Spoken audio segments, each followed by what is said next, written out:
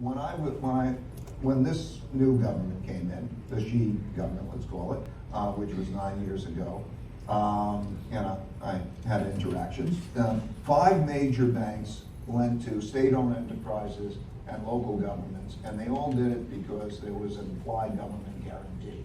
And so there was a lot of bad lending, and there was no development of small and medium-sized lending. Now what you're seeing is what's happening in China is the exact same thing that has happened many, many times in all countries, which is there was an excessive amount of lending, and they're going to let it run the way it is, and that we've experienced. You were talking about the 2008 financial crisis. This is not for China, a 2008 financial crisis, but it's like our last crisis. You know how these things work.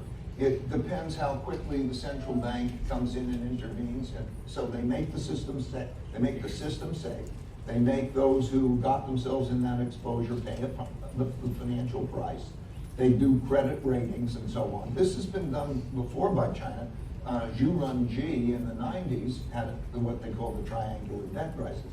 And so they're going to work those through in the same way that we worked it through.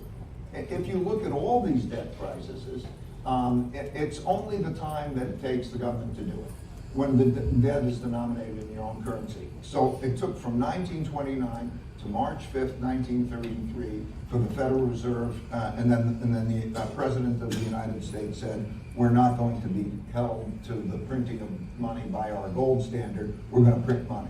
That took, in 2008 financial crisis, same thing happened, took about 9 months.